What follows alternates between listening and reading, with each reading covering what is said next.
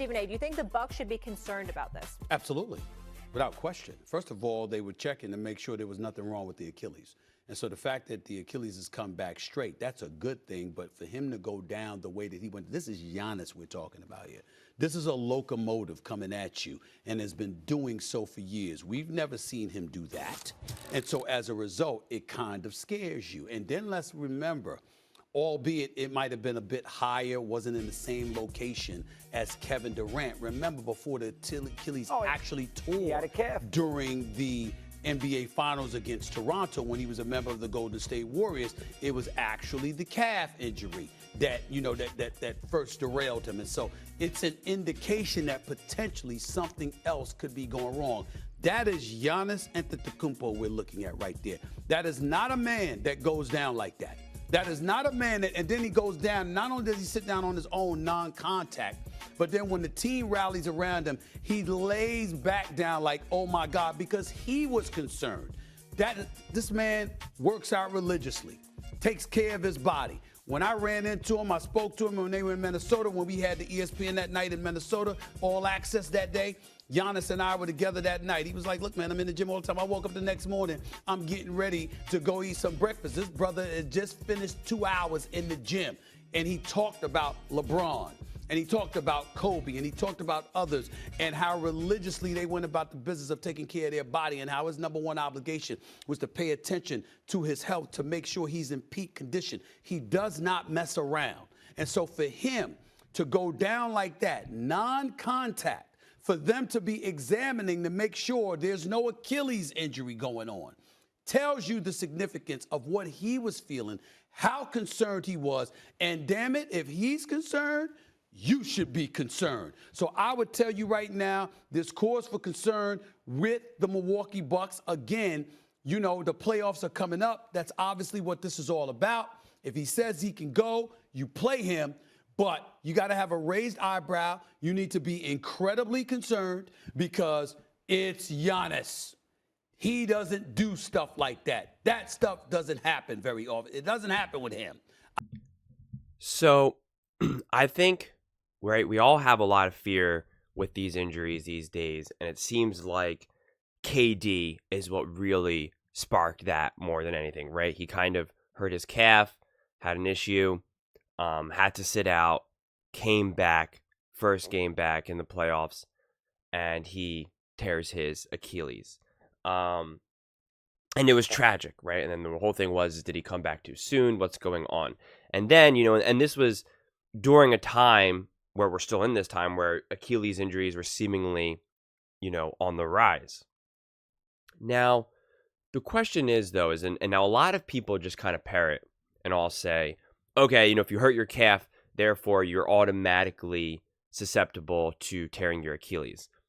Now, sometimes that's true. Absolutely. Other times, not at all. It's not like as soon as you hurt your calf, now if you keep pushing it, boom, you're just going to snap your Achilles. That's not how the body works in that regard. I'm not going to speculate on the type of injury that Giannis has. Truthfully, we never get the full picture from these athletes. We always get, some kind of nonsense. So I'm never going to just come out there and speculate, all right, I think Giannis can play, his Achilles will be fine, or the opposite and say, oh my God, he absolutely should not play because he could, tear his Achilles. But the truth is that we know, obviously, you don't want Giannis to miss a season with an Achilles injury. Granted, the surgeries are different these days, and they can come back a lot quicker. But Giannis's whole game, his entire game, is built on his athleticism. And it's not even a question. Yes, I understand he can dribble a little bit and, has gotten a little bit better of a shooter over the years. But it's his athleticism. Someone like a KD, who's just a pure shooter, a pure scorer, can literally score anywhere on the court. His game is not so dependent on his athleticism. So he's aging relatively well. We see a lot of these shooters age relatively well. Steph Curry, Ray Allen. When you can shoot the ball, you can last. But when you're built on athleticism, that's when that's when you fall off a cliff. That's the AIs, the Russell Westbrooks of the NBA. And so with Giannis, if you take away his athleticism, I'm not so sure what you have at that point now. You'll have a pretty good player, but you won't have the Giannis Antetokounmpo. And so you want to make sure that you preserve that at all costs. Yes, we know that people are coming back with these injuries. And, granted, Giannis is a little bit younger, a lot younger than the more recent injuries of these, Achilles injuries from some of these other more famous athletes, whether it be Aaron Rodgers, Kirk Cousins, even KD. But so there is still the risk that you don't make a 100% recovery. In fact, it's all but guaranteed in any injury. What most people don't realize, especially for people who've gotten injured, you never truly are 100%. You might be able to get back to a high level of competition, and it may be just millisecond difference and a quarter of a pound difference, but you're never fully 100%. Even if you're 100% on the court or on the field, off the field you're not. You're extra sore. You're extra stiff the next day. Travis Kelce said it best, actually. He said, I've had 10 surgeries and not a day goes by that I don't feel every single one of them. So even if you quote unquote make a full recovery, that pain, that soreness, that stiffness, that lack of full range of motion is still there. So preserving Giannis at all costs has to be the priority. And I completely disagree with what Stephen A is saying, where he said, hey, if Giannis says he can go, then you let him play. KD said he could go, and he blew out his Achilles.